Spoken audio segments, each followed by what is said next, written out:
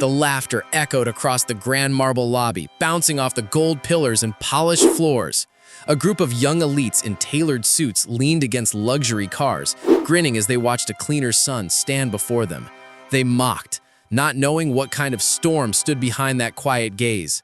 Malik stood still, his mother's cleaning cart beside him, her uniform faintly stained from another long shift. One of the men, the son of a powerful Arab businessman, stepped closer, smirking with the kind of arrogance money can buy. The laughter got louder until Malik spoke. His voice was calm, steady, and sharp. What he said in that moment would silence the entire room and rewrite the way they saw him forever. Malik's world had always been split in two, mornings filled with books, nights surrounded by the scent of cleaning products and echoing footsteps in empty halls. His mother, Mrs. Johnson, had worked for the wealthy her entire life, wiping down their glass tables, polishing their awards, pretending not to hear their comments. But she carried herself with grace. She always told him, "Never let their laughter make you forget who you are." Malik listened. He studied harder than anyone. While others played, he learned languages, fascinated by the way words could break barriers. At 16, he spoke English, French, and Spanish. By 18, he added Arabic, Mandarin, and German. His mother didn't understand all the words he spoke, but she understood the fire behind them. He wanted to make her proud, not by shouting, but by rising. When he got a partial scholarship to attend a prestigious business internship, his mother cried silently. It was the first time she saw her son step into a world that had always looked down on her. But Malik didn't see himself as less. He walked in with his shoulders straight, a mind sharper than any suit, and a heart filled with gratitude.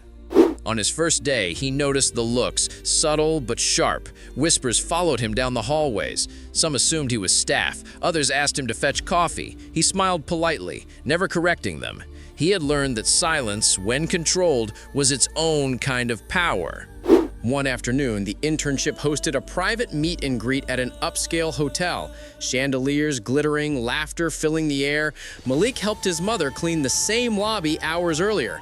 When he walked back in wearing his single-pressed shirt and borrowed tie, heads turned for the wrong reasons. Among the crowd stood Khalid, the son of an Arab millionaire known for his sharp suits and sharper tongue. He watched Malik with a smirk, whispering to his friends. As the interns mingled, Khalid approached him. His eyes scanned Malik's modest clothes, the faint scent of cleaning solution still on his sleeves. Then, with a chuckle, he leaned close, his voice dripping with arrogance. Malik stayed silent, his mother's words echoing in his head. "Let your actions speak." But then came the moment.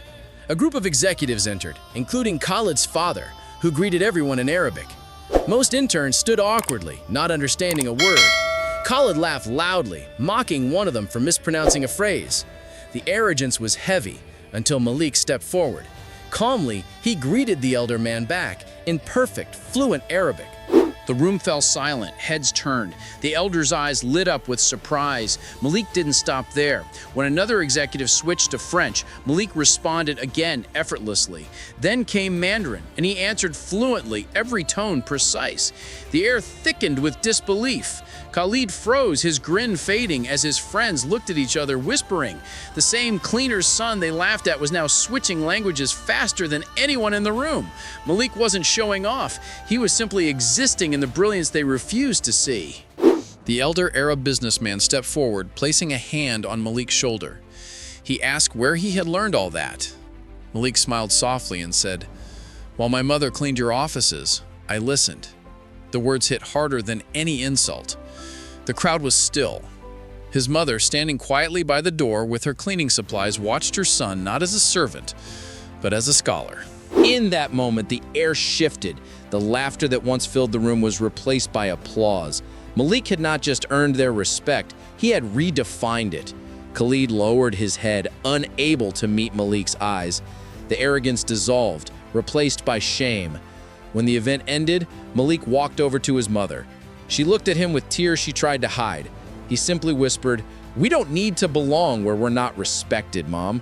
We make our own space." Days later, Malik was offered a full scholarship by the same executives who once overlooked him. News spread fast. The cleaner's son, who spoke 9 languages, now representing the company abroad. But Malik never bragged. He returned every evening to help his mother, still cleaning the same floors. Only now, everyone looked at her differently, with quiet respect. Years later, when he was invited to speak at a global conference, he opened with the story of his mother.